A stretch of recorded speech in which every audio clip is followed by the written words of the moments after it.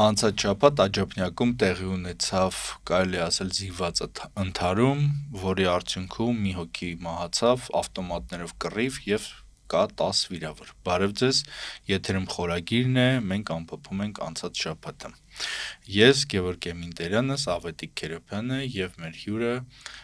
Սամվել Աշոտյանը։ Նախկին դասախոս Սամվել Աշոտյանը, բայց որ նաև հայտնի է իր ակտիվ համացանցային հաղորդակցությամբ, այսպես ասենք,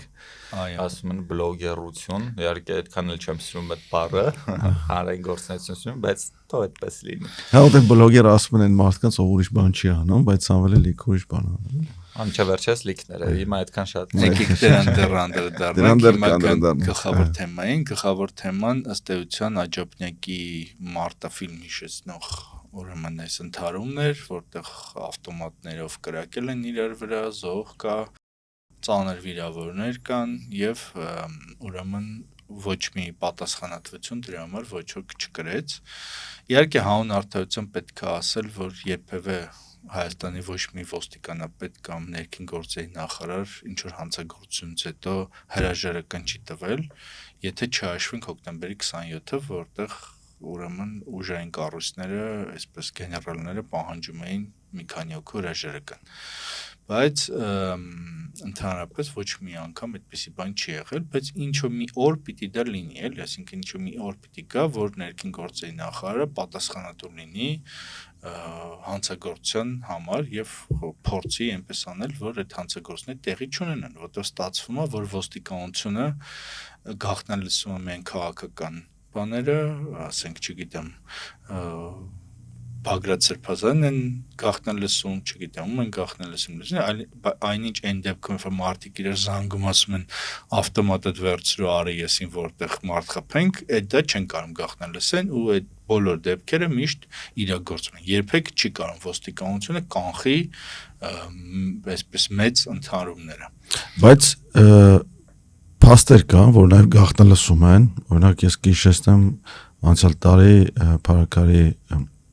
համայնքապետ Վալոդյա Գրիգորյանի սպանությունը, այ պարզվեց հետո post factum, որ այդ կոնֆլիկտի մասնակիցներից ինչ որ մեկին գաղտնալսում են, հետո այդ գաղտնալսումների ձայնագրությունները համացանցում հայտնվեցին։ Այսինքն ոստիկանությունից արտահոսքեր եղավ։ Բայց ակնհայտ է, որ եթե այս պարագայում կարող է ինչ-որ արագ է զարգացել դեպքերը, մինչև էին գաղտնալսել, թե հետո։ Չէ, մինչև էին գաղտնալսել։ Գաղտնալսել են ընդ որում, ասենք, ինտիմ բնույթի խոսակցությունների արտահոսք եղավ, հիշում եք, խայտառակություն։ Իսկ այստեղ, ասենք, եթե նույնիսկ պատկերացնենք, որ արագ է զարգացել իրադրությունը, ամեն դեպքում կա հետաքրքիր եւ չափազանց ցավոտ միտում, որ ծանր հանցագործությունները եւ զենքի հրազանի գործադրման հանցագործությունները դառնում են ավելի ու ավելի հնչեղ, ավելի ու ավելի տարածված, ավելի հաճախ են։ Եվ ոչ միայն հրազանի, հա, չնայած հրազանով հիշում ենք անցյալ տարի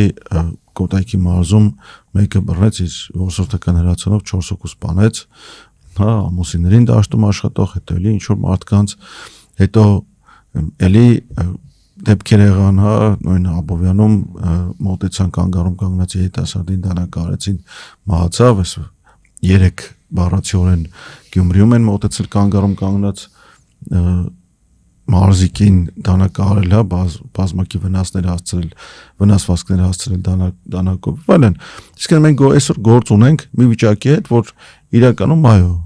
ուժային կառույցները իրենց ուղիղ պարտականությունները կատարելու փոխարեն զբաղված են չգիտենք ինչով։ Միևնույն ժամանակ նաև ազատված են,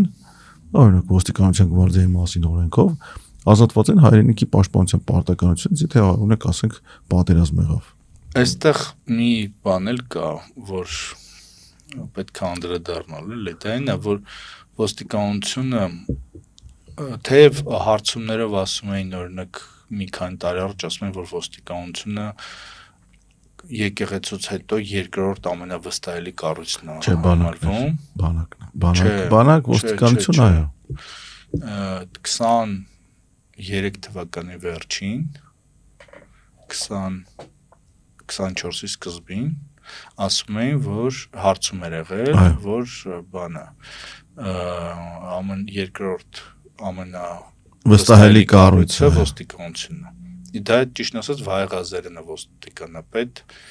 Տեր-Ջոմնեք արդեն ներքին գործերի նախարար էր, իր հետ ինչը փակ հանդիպում էր, ինձ էլ հրավիրել էին որպես այդ տարի դատվող մարդու։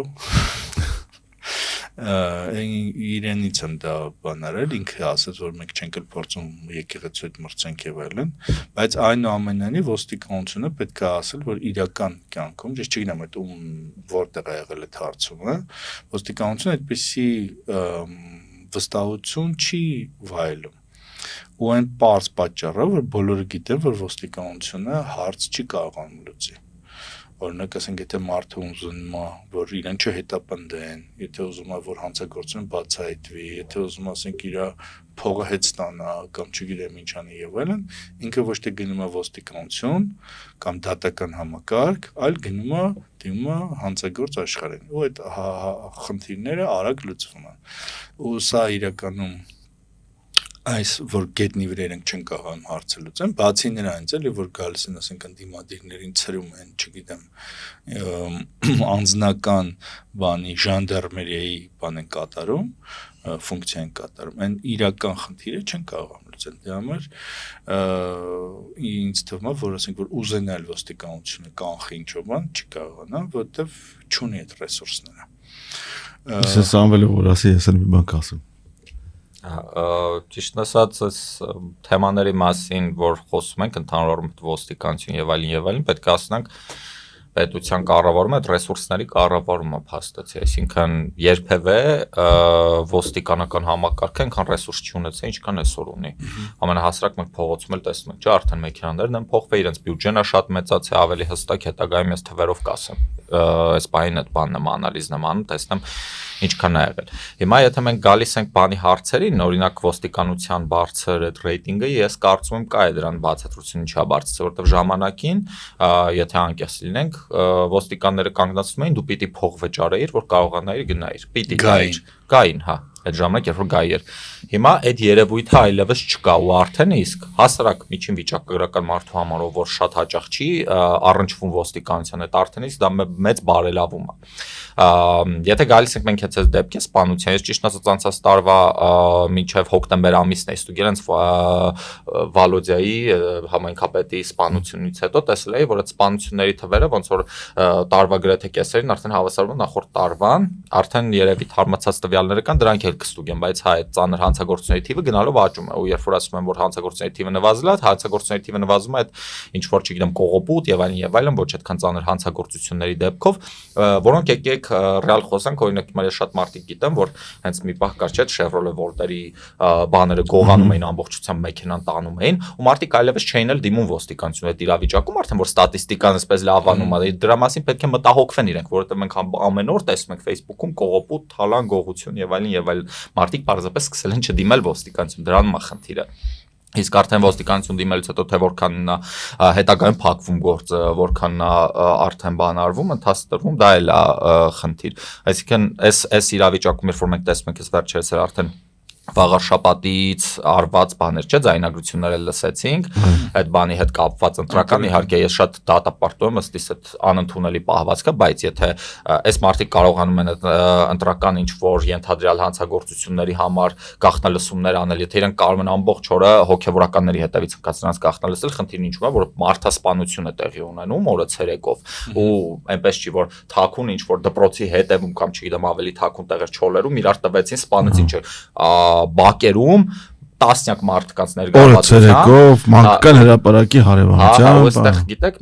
այսպեսի մի բան կա որ ոստիկանությունը միշտ իր մարդն ունի ինչ որ միտեղ միշտ կա մեկը ով որ տեղեկություն է փոխանցում այստեղ խնդիրը այնտեղ է գալի ինչ տեղեկություն են իրենք իրենից սպասում եթե իրենց պետք է տեղեկություն այս քաղաքական գործիչն ինչ արեց այս այլախոհն ինչ արեց այս ընդդիմադիրն ինչ արեց բնականաբար մարդը այդ ուղղությամբ է աշխատելու այսինքն ինչ թասկը տրված է այդ են անելու իսկ պետք է այն լինի որ հանրության մասին մտածեն էլի անելուց ոչ թե իրենց նեղ անձնական շահերի մասին Իսկ ինչպես ասացի, ռեսուրսները ոստիկանության այնքան շատ են, ինչքան երբևէ չի եղել, բայց ինչպես տեսնում ենք, իրավիճակը առնվազն այսպես ասենք դեպի լավը չի փոխվել հաստատ, եթե իհարկե չի վատացել։ Անցյալ տարի գողացել էին աղջիկս հեռախոսը դպրոցի մոտից, դրել էր կողքը նստարանին, տալել էին հեռախոսը։ Նույն օրը գնացի հենց հանցագործության մասին, հենց գողության մասին հաղորդումը տվեցի, հաջորդ դրանից 2 օր հետո զանգեց ինձ քննիչը, իսկ ես այդ օրը գնացել եմ բաժանմունք, ցուցմունք տվել եմ, հաղորդում տվել եմ, այլն 1.5 օր հետո զանգում է քննիչը, ասում է կգաք հենց հիմա ցուցմունք տալու, ասում եմ հիմա չեմ կարող հենց էլի մի կես ժամի զանգի, չի զանգում, ու մի քանի օր հետո բան եմ ստանում, որոշում եմ ստանում, որ չի հարուցվել քրեական գործ, որովհետև չի եկել հրաժարվել է ցուցմունք տալուց, այն դեպքում երբ որ տվել էի հանցագործության մասին հաղորդում, այսինքն ցուցմունքս փաստացի տվել էի, հա։ Այն ու հոդվածները մեջ բերում, որ քննիչը պետք է 24 ժամվա ընթացքում զանգի, հաղորդումից հետո եւ այլն, բարձր 24 ժամ անցել էր, բայց իր խախտումը պարտակելու համար փաստացի գնացել եւ դատախազի բանով երևի որոշումով ստացել էր որոշում, որ չհարուցվի քրեական գործ։ Հիմա պարզավ ասենք հեռախոսի գողություն այնպեսի բան է, եթե հեռախոսը չտարան արտասահման, անջատված վիճակում, հանգիստ կարելի է հայտնաբերել հենց այն նույն պահին, երբ որ այդ հեռախոսը մտավ ցանց։ Նույն պահին կարելի է հայտնաբերել, բայց այնքան շատ է այդ հեռախոսի գողությունը եւ այդ մանր գողությունները, որ ես վստահ եմ, որ վիճակագրությունը այն ինչ որ մեզ ներկայացնում են, դա իրականից անգամներով պակաս վիճակագրություն է։ Էլ չեմ ասում, ասենք այդ մանր պայստամասերի գողությունները, հա, մեքենաների վրայից հենց մասերի գողություն պայստամաս չասենք, հա, մանր գողոպուտ տալան, որովհետև շատ հաճախ հանդիպում ենք այնպիսի դեպքեր, որ մարդիկ ասում են, ախպեր ավելի լավ է չգնամ դրանց դուռը, հա, կոպիտ ասած, որովհետև չգիտեմ իմ հետ ինչքան վատ կարող է, էլ ինչ կարող է վատ լինի, որովհետև գիտենք, ճնշում են, որ ցուցմունք չտա, ամիսներով տանում բերում են, բան են անում, ավելի լավ չգրես, հա, գրես ավելի վատ կլինի եւ այլն։ Այս հարցի մյուս կողմն էլ կա, որ մենք ապրում ենք մի պետությունում, մի հասարակությունում, որտեղ անդադ ատելություն է գեներացվում, անդադ ագրեսիա է գեներացվում, չկան այդ համերաշխության, հաշտության, չգիտեմ ինչի, ոնց ասեմ, փարոսները, այսինքն մարդիկ, ինստիտուտներ, չգիտեմ ինչեր, որոնք դա պիտի անեին, եւ այդ ագրեսիան ի վերջո դառնում է մարդասպանություն։ Այն ինստիտուտը, որ իրականում պետք է աներ, դա ինքը հայտնվել է ագրեսիայի թիրախում։ Օրինակ հիմա որ նայենք, թե ոնց են մեր երթևեկությունը ոնց է տեղ ունենում, ոնց են, ասենք, թանկ մեքենաները արհամարում, քշում են ժանների վրա, այո, քշում են հետնյոտնի վրա, չգիտեմ ինչ են անում եւ այլն, այդ փոխադարձ արհամարանքը փոխադարձ հաշվի չառնելը մարդու դա ի վերջո, ասենք, այդ ագրեսիայի դրսևորումներն է, ու դա ցույց է տալի մեր մակարդակը, այսինքն մեծ հաշվով, ասենք, մենք ուրիշ մարդու ոնց ենք վերաբերվում։ Բայց քեզ մի օրինակ բերեմ, ես վերջերս մի մեքենա տեսա, որի մեջ նստած էր երևի Հայաստանի ամենաթանկ մարդկանցից մեկը, սպիտակ վերարկուով մի ռուստիկին, հա։ Այնքան բաներ զուսպեր եւ բաներ իրան պահում, ղեկին նստած, հա, ուղևորի մասին չասեմ ով էր, սպիտակ վերարկուով ռուստիկինը երևի հասկացաք ով է, էլի, հա։ Այո, ու մամուսինը վերջերս սկսել է կլիպում նկարվել։ Սուպեր սա։ Բայց անունը չենք։ Բայց անունը չենք ասում, բայց շատ զոսպ, համբերատար, ճանապարհիչելով, բանով ամեն ինչով էլի։ Բայց դրա հետ միասին ասենք գիտենք ճառիկ վրիկներ ալող տղաներին, որոնք խաչմերուկից պոկվում են, ասենք անհավատալի աղմուկները աղմուկ անելով, իրենց մեքենաները քշում են անկանոն, հա, բայց նաև հայտնվում են երբեմն, ասենք օրինակ Կիևյան կամուրջի եզրակալին։ Դրա մեղավորը, այո, այդ ծնողները, բայց նաև տղաճան ինչ ուզում ալնի քարը վերցու։ Այս ավտոն դնեմ տակդ, Դու ինչ ուզում ես, ճիշտ ես, ես միշտ կգամ քո հետևից, ես միշտ քո հետեմ, ու չի կար, ասենք, երեխեն չբանի, հերասի, որ չէ, դες ինչ ես արել, ես սաղս խայտարը կարեցի։ Դες մեջ չկա, ինչ ուզում է անում։ Ես այդ հարցով մի հատ մեկնաբանություն հատամ, ուրեմն ճիշտն ասած, մենք շատ ենք սիրում այլազգիներին կպտնել, բանել եւ այլն, այսօր քաղաքից դուրս էի ու եվրոպացիների մի խումբ կար, ու երբ որ նայում ես իրանց տղամարդկանց, մենք սիրում ենք ասել, որ վայ, մենք սենց տղամարդ բան, բոլորը բավականին լավ էսպես ձիգ կազմվածքով, ձիգ կեցվածքով նայում ես ու ընդհանուր զգում ես, որ սրանք տեստոստերոն ունեն իրանց մեջ։ Եկեք անկեղծ էլի խոսենք հայ տղաների մեջ այս վերջին ժամանակները մանավանդ մենք տեսնում ենք որ ինչ որ ոնց որ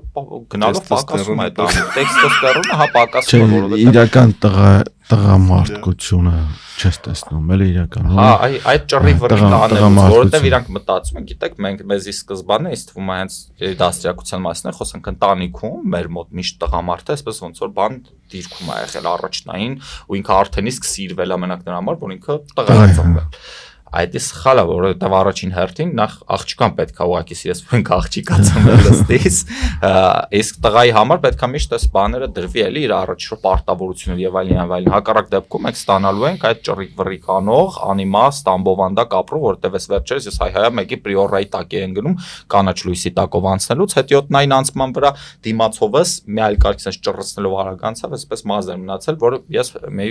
կոպիտ ասած պրիորիստի բաժին դառնամ, կամ ինչ-որ նիդիստի Ես վիճակագրություն կարդացի ես վերջերս, որ վերջի 10 տարում 3621 դեպք է եղել մահվան ճանապարհային տրանսպորտային պատահարների հետևանքով։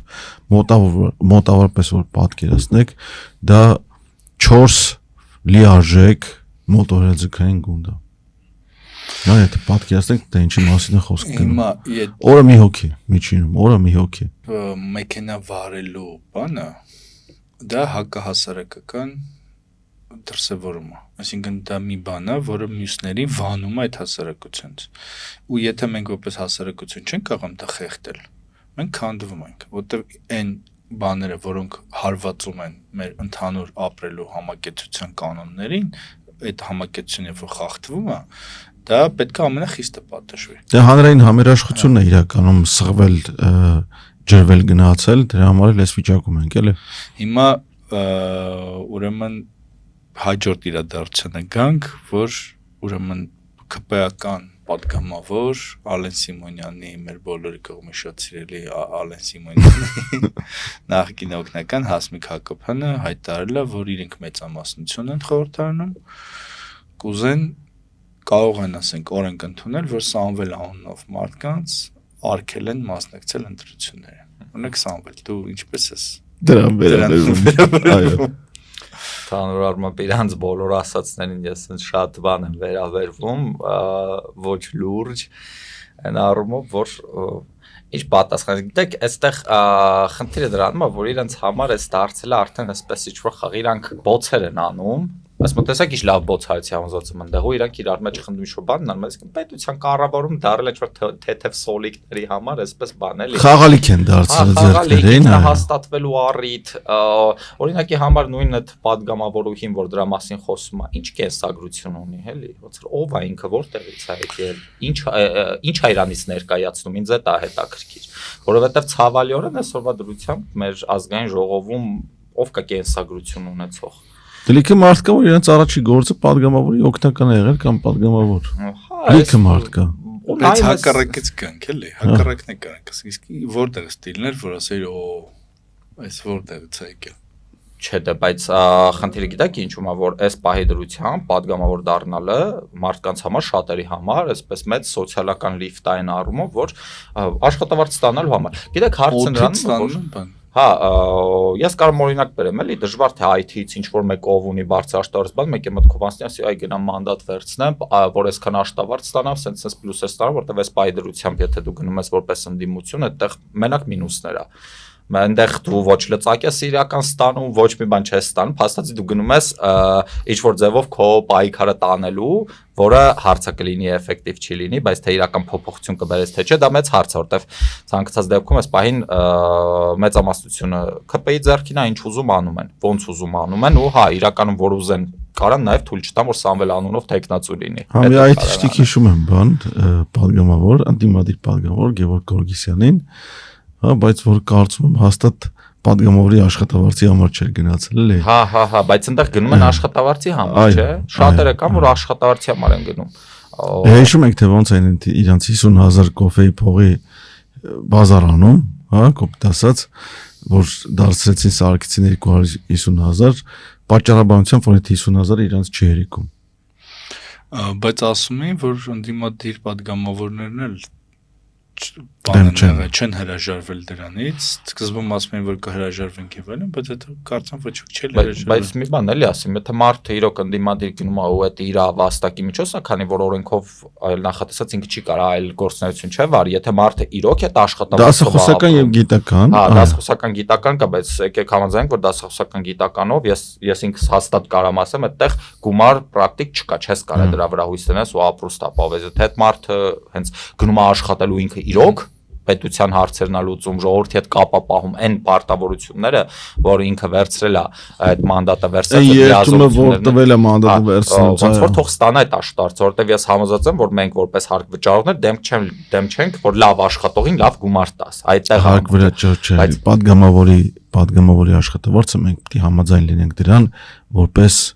քաղաքացի, ոչ թե որպես հարկ վճարող, որտեղ նա երկրի եւ պետության համար աշխատում։ Հա, քաղաքացի ով հարկ է վճարում։ Փաստացի մենք ենք պահում, չէ՞, իրանց հիմա այս պայդրությամբ իրանք են բանն են օգտագործում, որ միշտ ասում են, բա պետք է լավ մասնագետին լավ վճարես, խնդիր չկա, ես լրիվ համաձայն եմ այդ մտքի հետ։ Բայց այստեղ ուրիշ հարց է առաջանում, ուր են այդ լավ մասնագետները, եթե իրանք իրենց միկրոֆոնի առաջ բոցանելն են մասնագիտացել։ Հա, եթե իրանք իրենց նկատի ունեն, ապա ես պետք է ասեմ, որ ուրեմն Հանրապետական ինստիտուտի փոլերը, որ նայում ես 2018 թվականից անմիջապես հետո առաջին բանը որ նայում ես, ինչից են դժգոհարությունը, կարծեմ 60%-ից ավելին հենց կադրերից են տրված։ Ու հետագայում իհարկե փոխվել է այդ ինչից են մարդիկ դժգոհ, մենք պատերազմ ենք տեսել, աղետներ ենք տեսել, լրի մարդկանց մոտ տարբեր բան է փոխվել, բայց այսօրվա դրությամբ եթե նայում ես հարցախույզեր այդ որ բաները իրենց կոմպետենցիան, հանրությունը փաստացի կասկածի տակ է դնում, իրենք էլ ասում են մենք բան ենք, մասնագետին պետք է գումար։ Այդ նույն հարցումները մինչև այսօր շարունակվող ազգային ժողովը ունի վարկանիշի ամենացածր վարկանիշը։ Դրանից ավելի ցածր վարկանիշ ունեցող այդպիսի պետական ինստիտուտ չկա։ Բայց չես կարծում դա հատուկ է արվում։ Ընդհանրապես քաղաքականությունը վարկաբեկելու հատուկ քաղաքականություն կա իհարկե, եւ դա նոր չի, շատ վաղուց քաղաքականությունը ներկայացնում է որպես քխ մի բան, որտեղ հենց մտար թաթախվես ցեխի եւ կեղտի մեջ կթաթախվես եւ քեզ սկսի վաթոտ գալ, ընկերներ չես ունենա եւ այլն, թողեք դրանով զբաղվեն դրանք, ովքեր դրանով ավելի լավ կզբաղվեն ու գիտենք թե ինչը դրանից դուրս գալիս է։ Ես իհարկե ընդհանուր առմամբ համաձայն եմ ձեր ասացի հետ, որ ուրեմն կան մարդիկ, որոնք չեն համապատասխանում падգամավորի անվանը եւ այլն, բայց ուզում եմ հիշեցնեմ, որ եթե երևի թե առաջին գերագույն խորհուրդը չհաշվենք, հետո կային մենք ունեցել ենք sense ամբողջական բաներ, խորհրդաններ, որտեղ խոսացող չկար, այսինքն ելույթ ունեցող չկար։ Մի ասենք, չգիտեմ, Վիկտոր Դալեքյանն էր, որ հետո պարզվեց, որ իրականում իշխանության հետ շատ սերտ հարաբերություններ ունի, հիմա էլ իր աղջիկը ԿՊ-ի հետ շատ սերտ հարաբերություններ ունի։ Աշոկ Սադոյաններ չկան այլևս։ Հա, դե չեմ տևական ժամանակ Լևոնենց հետ չուներ հարաբերություններ, բայց ասացին էր, որ ելույթ ունեցողներ չկային։ Հիմա կարծես թե ինչ որ բաներ կան, որ ասենք Կոնջոյան Հայկը ինչքան է զզվելի կերպար, բայց հասկանում ես, որ փորձել է ինչ որ միտք գտնի, ինչ որ եսի ինչ անի, տեքստի վրա աշխատել է։ Այդ կուլտուրան ոնց որ գալիս է կամաց էլի ու եւ նաեւ ընդդիմություն օրինակ ասենք Աննա Գրիգորյանի ելույթները շատ հետաքրքիր, շատ կառուցված տրամաբանական եւ այլն։ Ոնց որ մենք այդ դրականն տեսնենք էլ այդ մասում։ Ինչ որ բանի մասով մի բան էլի ասեմ, Կոնջոյան Հայկը իրական վաղուց կար, դե ինքը այն ժամանակ էլ էր բաներ նկարում, չէ՞, տեսանյութեր էր նկարում, ինքը այդ բանը ուներ շատ լավ կրում էր իր մեջ, բայց կարծում եմ Կոնջոյան Հայկը լրիվ դարձել է այն, ինչ մասին ինքը խոսում էր, ինչի դեմ ինքը խոսում էր, ամբողջությամբ ինքը դա է դարձել։ Ես համաձայն եմ, որ ինքը ընդհանուր զզվելի կերպար է ասում։ Ես չեմ ասում, որ ես լսում եմ, բայց երբ որ ստիպված գործի բնույթով լսում եմ ինչ ասում, ես հասկանում, որ ինքը ինչ-որ բաներ է մտածել, որ կարելի է այստեղից սկսել, այստեղ ավարտել։ Կամ ասենք Ռուբեն Ռուբինյանը գնում պատմության դասագրքեր է կարդում եւ ասենք հանում է, որ դաշնակցությունը մուսավաթական Ադրբեջանում կառավարության անդամ ունեցել, չգիտեմ ինչ է, եւ այլն, որը կարող է ինչ-որ հուշողներ ունի, ինքը կարող է ինչ-որ բան, բայց ամեն դեպքում նախորդ խորհրդաներում այդպիսի բան չկա, ասենք նախորդ խորհրդարանները, ասենք չգիտեմ, հանրապետական մեծամասնություն, դա ասես գաստ նստած ինչ որ լավ Չէ, բայց կային Կորյուն Ապետյանի նման պերճախոս տղաներ էլ նաև, որոնք որ գրական հայերենով, ոսկեղեն հայերենով կառուցված տեքստեր են, կառուցված տեքստեր նախորդում եմ էլ դե հա Նիկոլ Փաշինյանին չհաշված, որտեղ ինքը իրական ամենավառ դեմքն էր խորհրդարանը։ Սամվել ջան, դու ասացիր, որ ուրեմն դասախոսը չի կարող բանանի, իր փողով ապրի, եւ մենք գիտենք, որ դու փաստորեն վերջերս դուրս ես եկել համալսարանից, զրկվել ես դասախոսական, չգիտեմ, գործունեություն իրականացնելու հնարավորությունից, լիարժեք, դա դու ինքդ ես որ կայացրել այդ որոշումը, թե որոշումն իմն է եղել, այսինքն ասել զրկվել մի քիչ բան կլինի, երևի սխալ, ես ինքս եմ զրկել ինձ այդ բանից, այն առումով, որ իհարկե այսպես ասեմ, ուղիղ խոսք մեջ բերեմ, իմ հանրային գործունեությունն ու դասախոսելը համալսարանում չեն կարող իրար հետ համադրվել, այսպես ասենք, վերևից զանգեր են եկել իմ գործունեության մասով համալսարան, ինչի մասին ինձ տեղյակ եմ պահել ու բնականորեն արդեն իրենց ակնկալիքներն ա եղել, չնայած ուղիղ էլ ասել եմ, որ ես չեմ կարող այլ դասախոս լինել։ Ինչից հետո ես ինքնական դիմումս գրել եմ, իմաստ չեմ տեսել շարունակելու, քանի որ ոնց որ ես այսպես պատկերացրեցի, եթե մի հաստատություն չի կարող ապահովել իմ խոսքի ազատությունը այն առումով, որ օրինակ իհարկե ապոլիտիկ պետք է լինի դասախոսը, բայց միայն լսարանում ես վարել եմ իմ դասերը, այսինքն դրանք եղել են մակրո միկրոտնտեսագիտություն ու բիզնես թվային տրանսֆորմացիա, մի քանի այդպիսի առարկա, որոնք տվել եմ։ Այդ առումով ես ապոլիտիկ եմ եղել, ես լսարանի ներսում դաս եմ վարել, այն ինչը որ նախատեսված է։ Արդեն լսարանից դուրս ես ազատ մարդ եմ, ես ազատ քաղաքացի եմ Հայաստանի Հանրապետության անկախ քաղաքացի, ասենք ես լրիվ իրացրել եմ իմ իրավունքը հանրային գործունեություն վարելու, բայց իհարկե շատ ցավացրել է որոշները չեն կարողացել ոչ մի կերպ այդ մարսել ու արդեն զանգերի միջոցով սկսել են ճնշումներ գործադրել այնտեղ ու այդ հաստատությունը եթե չի կարողանում ապահովել իմ անկախությունը արդեն ես ոնց որ եթե ինքը պետք է միջնորդը դառնա իմ բերանը փակելու ես չեմ տեսնում ինձ այդտեղ հարցը ինչու՞մ է կայանում որ ես նաև ասպիրանտուրայում եմ սովորում այնտեղ բայց ասպիրանտուրայից էլ իմ դիմումի համաձայն էլ հեռացել եմ սա լրիվ իմ նախաձեռնությունն ա եղել քանի որ ինձ ասել են որ խնդիր չկա դու կարող ես ասպիրանտուրայում մնալ բայց այդ արդեն սկզբունքային որոշում ա եղել այդ այն հաշվարկն ա եղել որ ես արել եմ որ իմաստ չկա մնալու այնտեղ ասպիրանտուրա անելու, քանի որ ոնց որ ցանկացած դեպքում, եթե համակարգի ինչ որ մի հատ մաս ես դու մնում, այդ ինչ որ լծակ է քո վրա։ Ու ես չգիտեմ վաղը մյուս օրինակի համար, ես երբ որ դիպլոմը վերցնելու պետք է լինեմ հենց ասպիրանտուրայի, արդեն մյուս տարվա սկիզբ։ Ոնց որ կարող է ասեն այդ դիպլոմը դու չես կարող ստանաս, եթե սենց չլինի, կամ եւ այլն, ասպիրանտուրան դիպլոմ ունի։ Դե բանը կոչում եկեք, ասենք դիպլոմ չէ։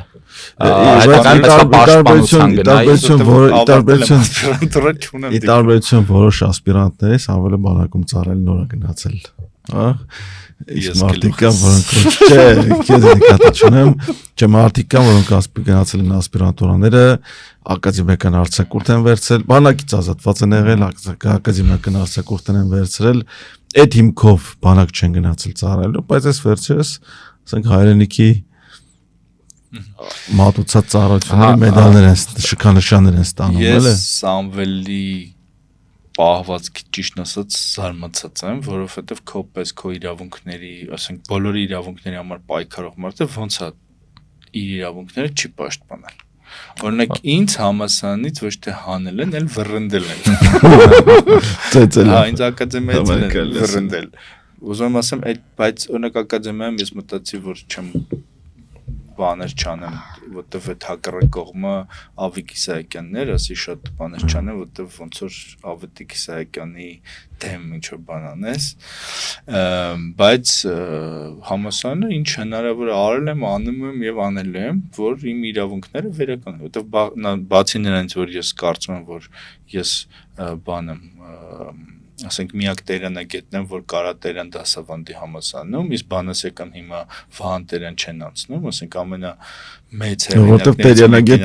տերանագետ չկա, այդպես սղսնում գնում են իրանք իրանցով, ես անպայման ամեն ինչ անել եմ, չգիտեմ,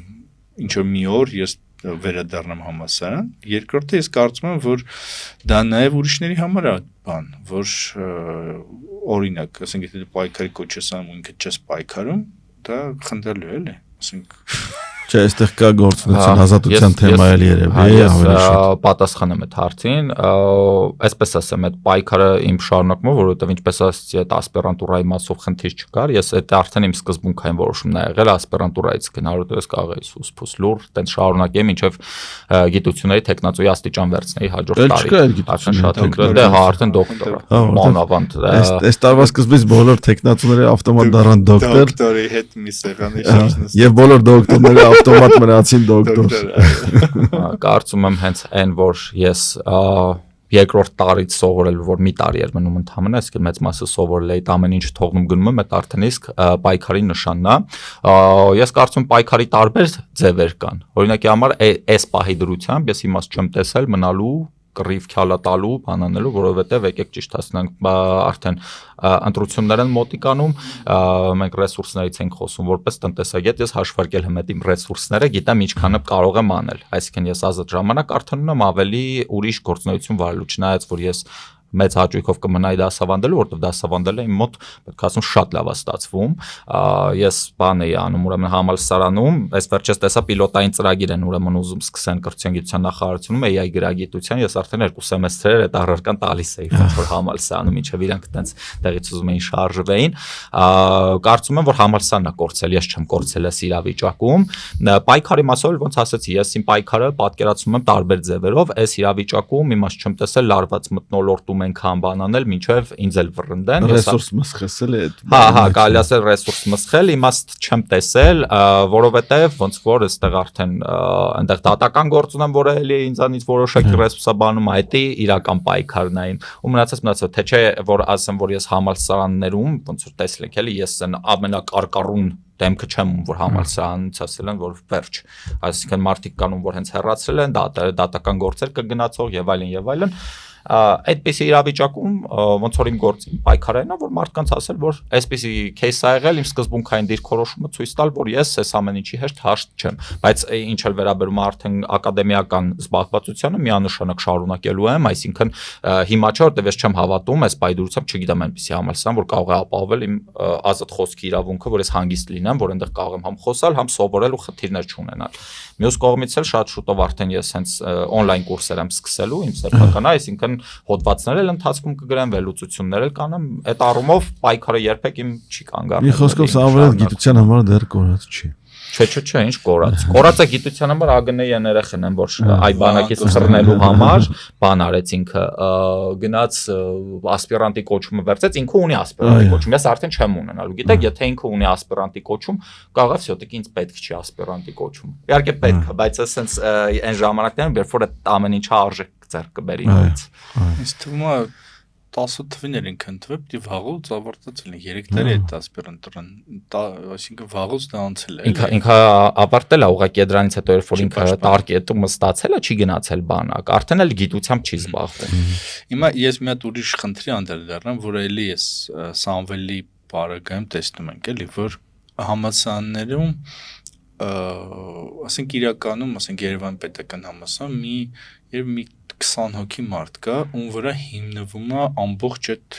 գիտելիքը, այսպես ասած, էլի։ Այսինքն իրական գիտնականները իրենք շատ քիչ մարդիկ են, որ ստեղծում են, ուղղորդում են, բաներ են անում եւ այլն։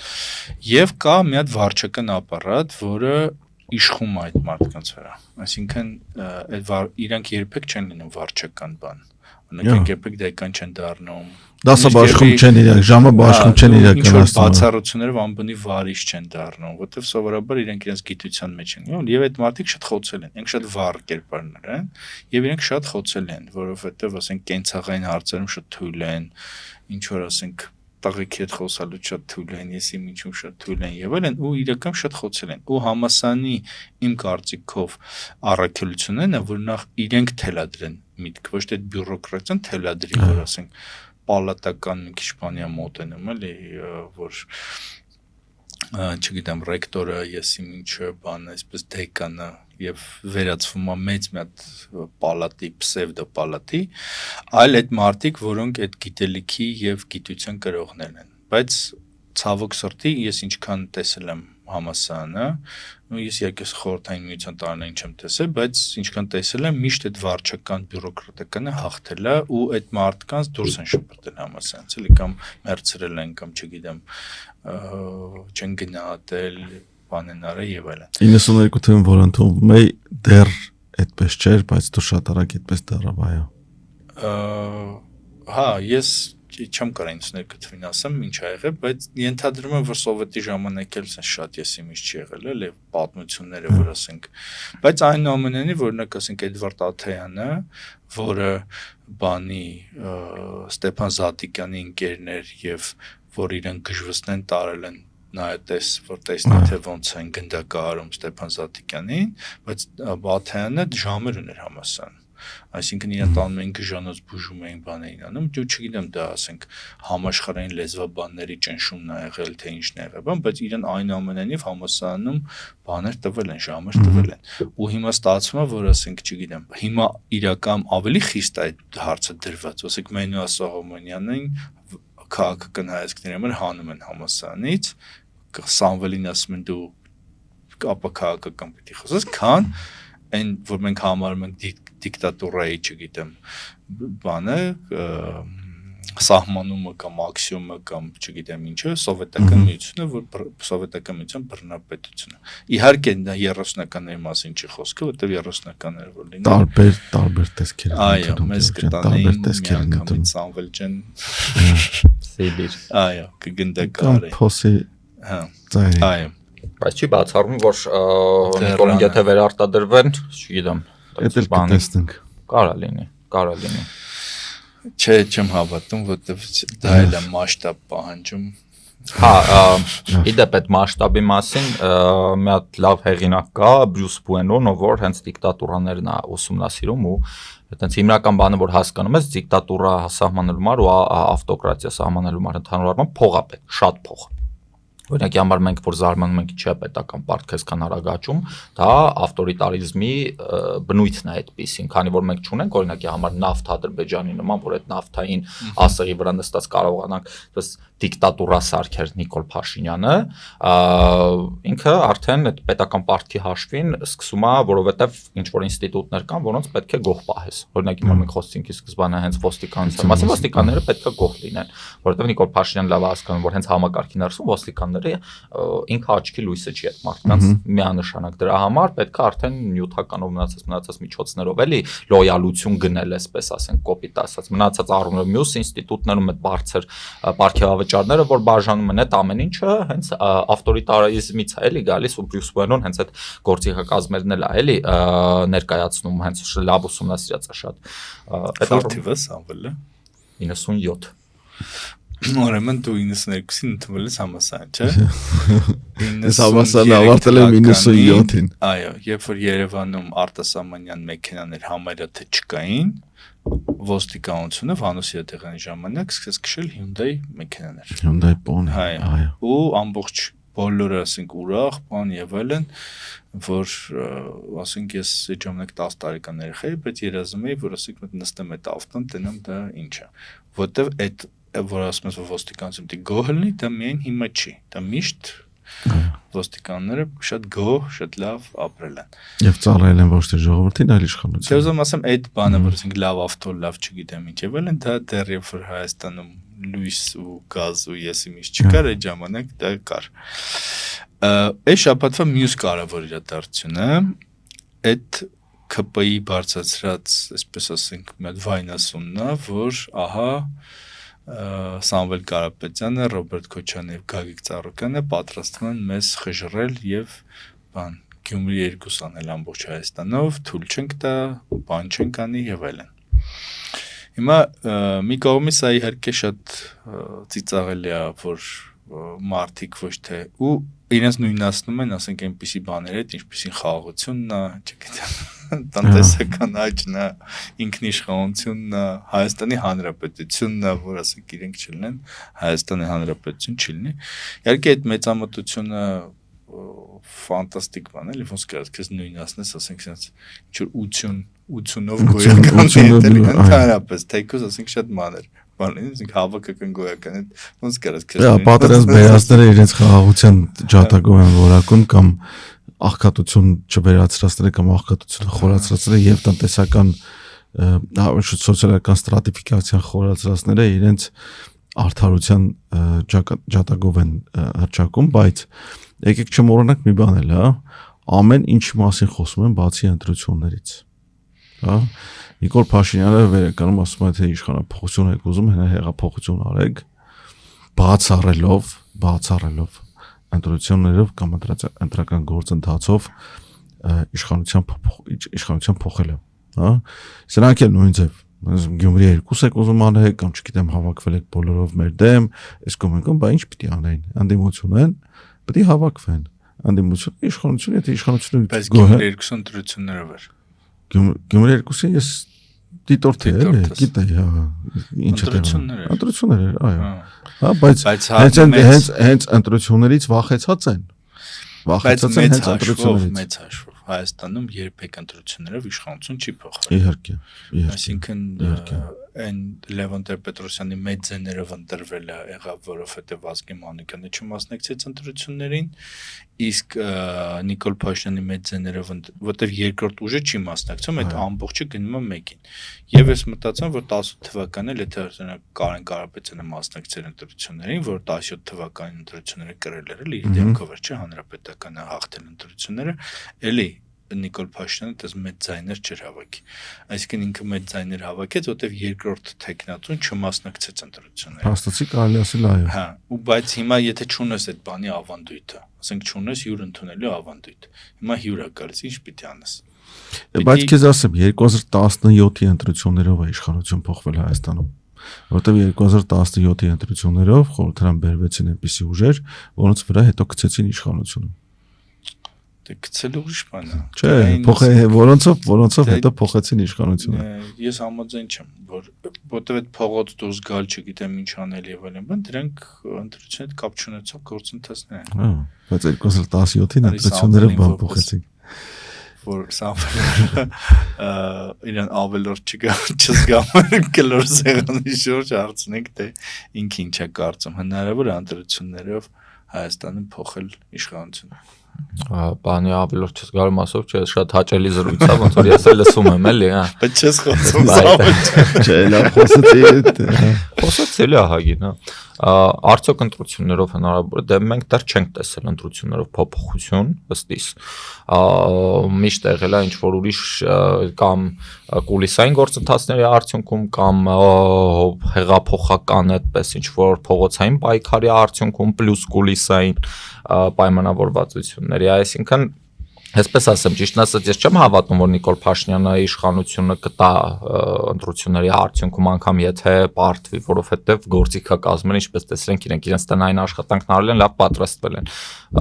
Մեկը մի հատ օրենքի նախագիծեր օրինակի համար կարծեմ հենց հիմա արդեն գործող է, որ եթե ընտրությունների ընթացքում արտակարգ իրավիճակ է մտցվում, ընտրությունների արդյունքները չեղարկվում են։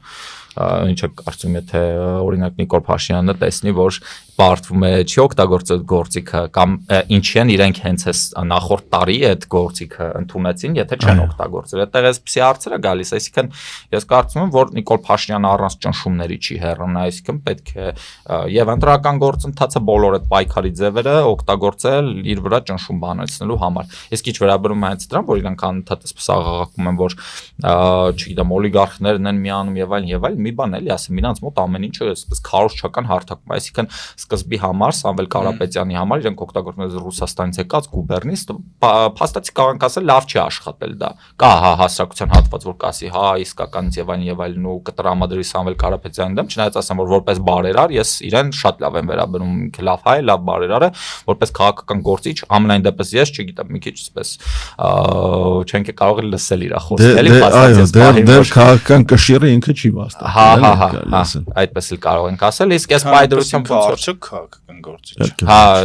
այդ հարցին մոտ էլ կա։ Արդյոք ինքը մենք լավ գիտենք, որ ինքը շատ լավ բիզնեսմեն է, շատ լավ բարերար է, բայց արդյոք այդ քաղաքականությունը մի քիչ ուրիշ բան է, այլ պահանջում։ Այս ավարտեմ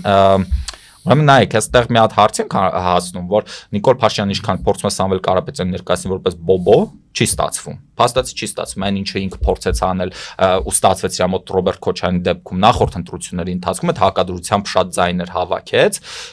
տարբեր իրավատականով ասում են 2-300,000-ը միայն այդ հակադրության միջոցով է ինքը հավաքել։ Քոչարյանը ինադու են գնացել քվեարկել։ Ինքը նոր բան չի մտածում, ինքը նույն խաղակարգն է ուզում խաղացնել։ Ուղղակի այս անգամ քանի որ դու չես կարող անընդհատ բոբոն մի հոգու օգտագործել, ոնց որ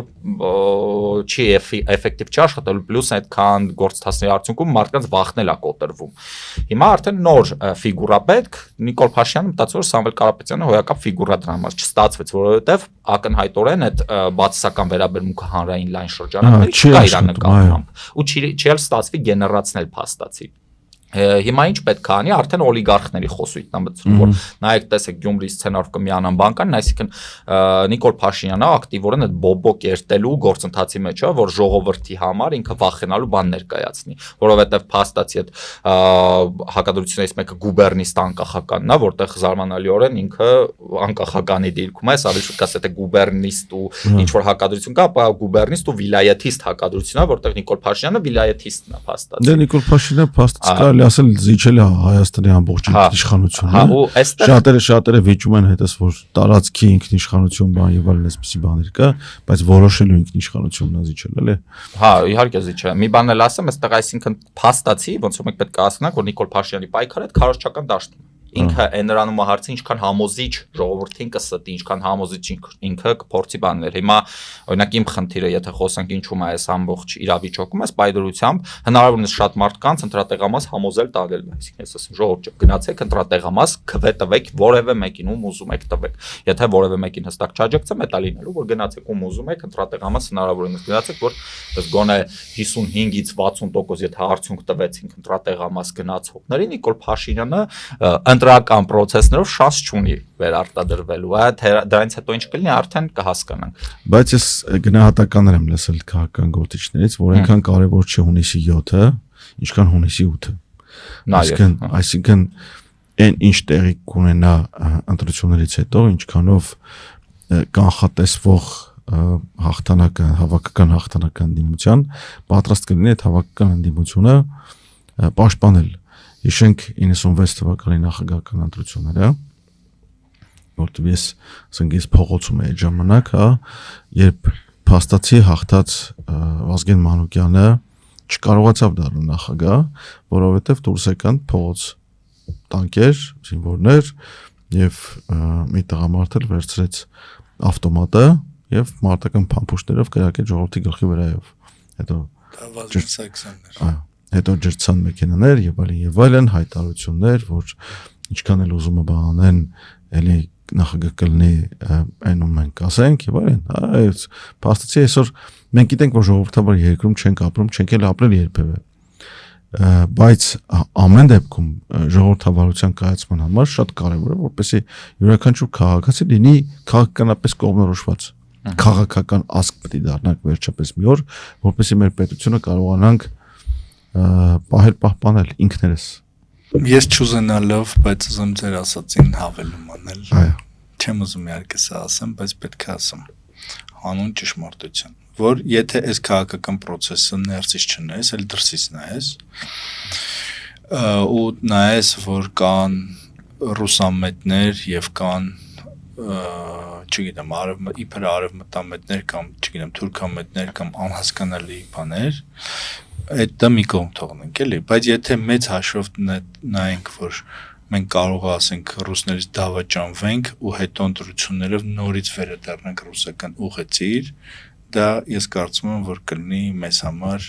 ավելի մեծ խայտառակություն, քան Արցախը Ադրբեջանի կազմում ճանաչելը, որ ուղղակի չկա արժանապատվություն, ասենք չկա բան, որ ասենք ինչի ինձ խփեցիք, ասենք ինչի